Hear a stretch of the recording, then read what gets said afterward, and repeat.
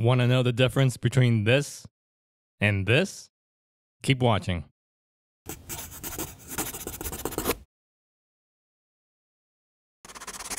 More like a remake than a simple remaster, Ubisoft goes back and not only updates Liberation with new textures, but makes a few gameplay tweaks to improve the overall flow of the game. But how does the PS Vita port compare to the Switch after all the updated features? Is Liberation still worth getting on Sony's late handheld? The first thing you're gonna notice when making the jump over to the Switch is the frame rate. If you played Liberation on the PS Vita, you'll notice the game didn't quite run all that well. It's not as bad as the Vita ports of Borderlands 2 or Jak and Daxter, the precursor Legacy, but it's obvious the game was struggling to maintain a stable frame rate. Without having to invest in expensive equipment, I would guess that Liberation on the PS Vita ran at around 25 to 27 frames per second. In some cases, maybe even 24? On the Switch, the frame rate has been improved, although it's hard to tell if you don't have a Vita next to you for comparison. There are some minor dips and occasional stutters, but you'll soon be able to tell the new remaster does a better job at hitting that 30 frames per second mark. Another thing loyal Vita owners will remember are the constant texture pop-in. Those still exist on the Switch, but the draw distance at which they occur have been pushed back a little further. It's there, but it's just not as obvious as it was on the PS Vita. Colors are also much more vibrant this time around. Everything just has a more natural look on Nintendo's hybrid console. In comparison, the Vita version just comes off as gritty and depressing. Now, whether you prefer that kind of style is personal preference, but looking at the new remaster, it's hard to deny the bump in resolution and texture detail. Lighting has also been improved. Take this scene for example. You can clearly tell a better light source is being used on the Switch. There's a good amount of shadow coming from the porch area as opposed to the dirt path next to it. On the Vita, the entire scene just looks cloudy and overcast. By comparison, it comes off as a little lifeless and dull. With its muted colors, it just looks dead in my opinion. And as I mentioned earlier about the draw distance, the woods in the background are more visible on the Switch, whereas on the Vita, it looks like it's covered in a thick fog.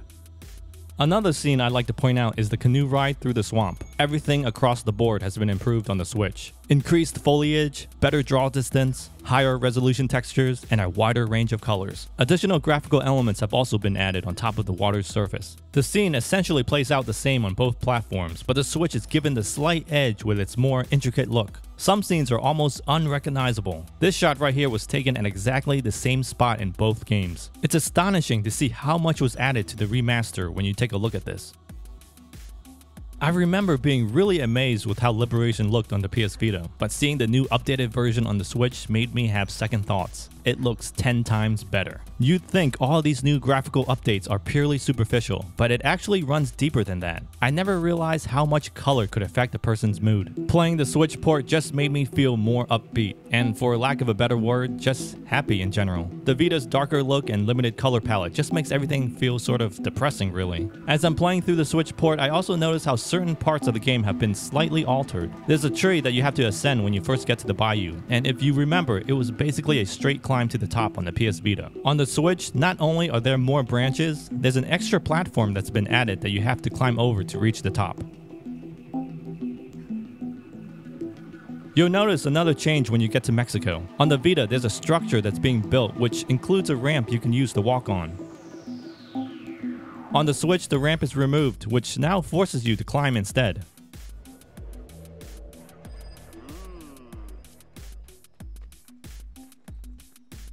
Some scenes were also cut short on the Switch. As you can see on the Vita, there's an extra shot of the governor looking down at the table, whereas on the Switch, the scene ends at the doorway. Death of the Brotherhood.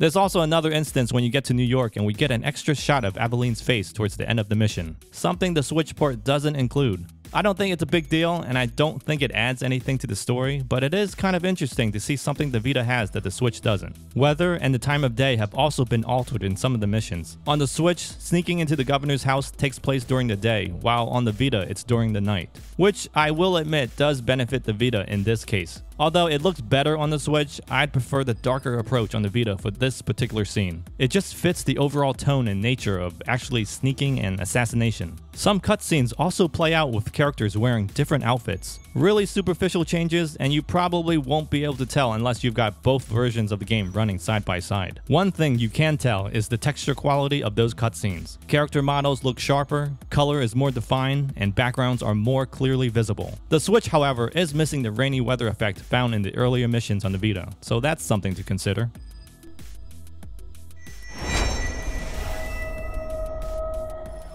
Audio on the Switch still sound compressed, although it's not as bad as they were on the Vita. But being that I mostly played this in portable mode, it was hard to pick up unless I had my headphones on. Music and dialogue during cutscenes have been improved, but character grunts are giving me PS Vita flashbacks.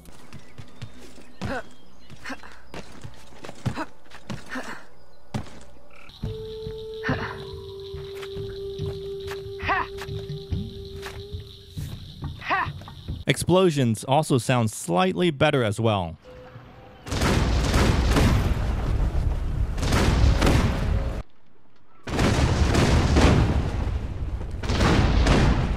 Overall, it does a better job than the Vita, but not the kind of improvement I was hoping for.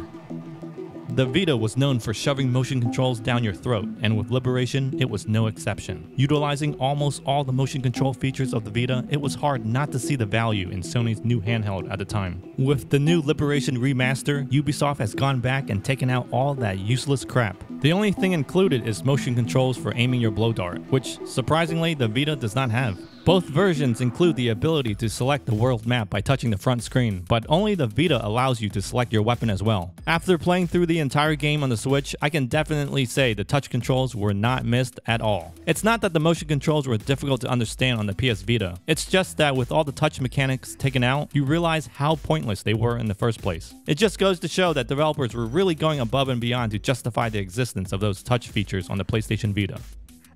In terms of gameplay, they're pretty much identical. Combat remains the same, although it's a little smoother thanks to the Switch's more stable frame rate. Both games include the same weapons and items to pick up as well. There is, however, a slight change in some of the mission objectives on the Switch. On my way to board the ship, I realized I had to remain undetected, unlike the Vita version, which wasn't really a priority whether I got caught or not. It's minor tweaks here and there, which I don't think will impact the game much. Another change is that you can't free run while the camera is pulled in like you could on the Vita. Again, not really a big deal, but I thought I should mention it. I also noticed how the Switch port made using new skills and abilities a little easier, with an on-screen button prompt clearly telling you what button to press. It's a nice touch that makes using some of the abilities less annoying than they have to be.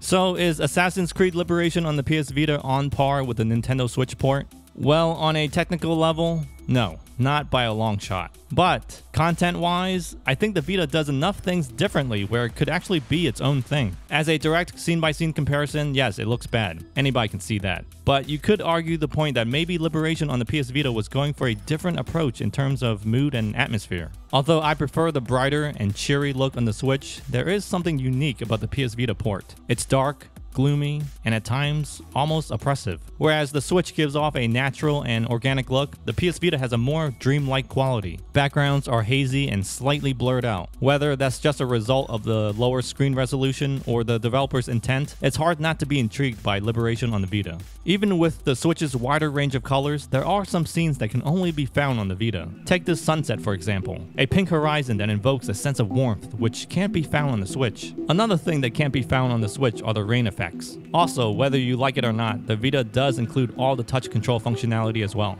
Opening the letter, using the light to decode the secret message, or tilting the Vita to guide that dreaded ball through the maze. It's almost like exclusive features only found on the PlayStation Vita. Liberation on the Vita was impressive for its time, but in comparison to the Switch, it comes off as a little outdated. It's basically the same game with some exclusive features. If you're unable to play on the Switch, then picking up Liberation on the PS Vita isn't the worst thing you could do. Both games draw to the same conclusion. One's just prettier and a little faster than the other.